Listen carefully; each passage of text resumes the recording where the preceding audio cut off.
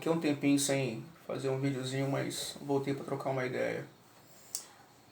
Vim falar um pouco sobre a questão do voto, a valorização do seu voto. Até porque vai ser a sua indicação ao cargo público que irá representar os seus anseios, as suas bandeiras, né? E é importante procurarmos uma pessoa um candidato que é alinhado com a nossa bandeira, no seu caso, com a sua bandeira, com a sua maneira de pensar. E é lógico que, por mais alinhado que um candidato seja, haverá em algum momento divergências, mas que seja uma pessoa com um testemunho moral, uma conduta ética, um caráter ilibado, que não tenha histórico suspeitos, que não tenha afinidade com a corrupção. A política, nós sabemos, ela é boa, é importante para uma nação, mas o que a torna política ruim, uma área que chega a causar repulsa e revolta, são os próprios políticos eleitos por nós. Acredito que o tempo em que nós vivemos, os acontecimentos passados e recentes que ocorreram em nossa política, já são bases para votarmos melhor. Nem sempre o candidato com alto grau acadêmico fará um trabalho voltado para a população. Nem sempre o candidato que dá tapinha nas costas trabalhará em prol do povo. Mas o que vai apontar para um mandato eficiente, eu sei que é difícil, mas não é impossível. Mas o que vai apontar para uma questão eficiente, uma gestão eficiente é a moral.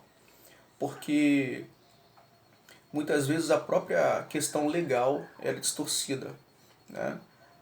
Pois a moral, né, ela é diferente do legal, né? Até porque nem tudo que é legal é moral. Infelizmente, há partidos que compactuam ideias que, quando se tornam leis, beneficiam mais os partidos e parlamentares do que a própria sociedade. A política se tornou planejamento pessoal e não coletivo. É um passo para o enriquecimento próprio e ilícito com o nosso dinheiro. Temos que mudar isso daí. Sem falar nas ações que ferem a liberdade de expressão, a liberdade religiosa, tentam imputar ações progressistas que descaracterizam o tradicional como a família, a fé e até mesmo a própria educação, o ensino. O Brasil, infelizmente, é reconhecido não só pelo futebol, samba e turismo, mas pela corrupção. Vivenciamos os dois maiores casos de corrupção da história, que é o Mensalão e o Petrolão. Ex-presidentes da República preso, uma corte judicial, o STF, que se tornou uma corte política e não jurídica, dando inúmeras instâncias para favorecer políticos e amigos bandidos, né? E hoje nós temos uma política destrutiva e não construtiva. E eu pergunto, é com isso que você vai votar? É com isso que você vai fechar? Eu particularmente entendo agora que é importante darmos oportunidades para partidos novos, pessoas novas, né? Partido de direita, por que não? Né?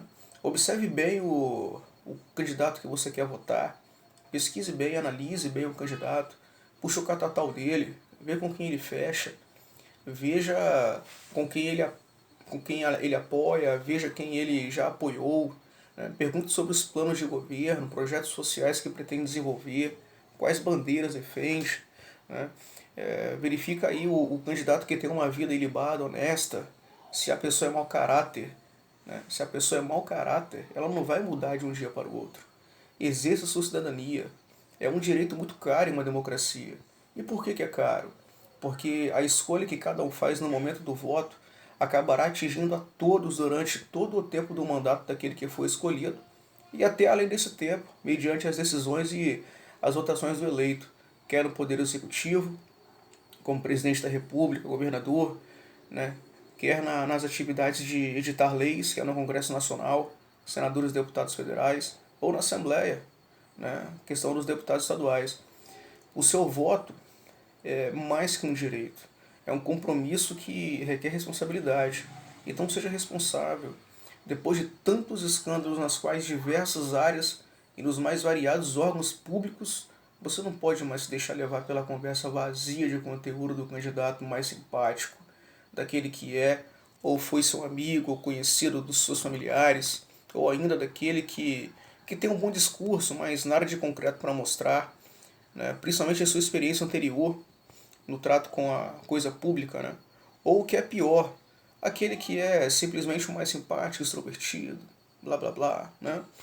Ou que já demonstrou não ser confiável no aspecto moral, né? Ao votar, lembre-se da sua família, lembre-se das gerações futuras, pense na sua liberdade de expressão religiosa, lembre-se dos valores morais que você defende, pense na justiça, na igualdade, enfim. Escolha seu candidato como se escolhesse um cirurgião para salvar a sua vida. Não troque seu voto por uma grade de cerveja, por um mês de gasolina, por um metro de areia, por um cargo comissionado. O seu voto hoje ditará o seu amanhã. O direito de escolher é seu, somente seu. Não renuncie a ele. Isso é votar consciente. E faça cobrança ao seu candidato, porque o seu voto é muito caro, como já disse anteriormente, né?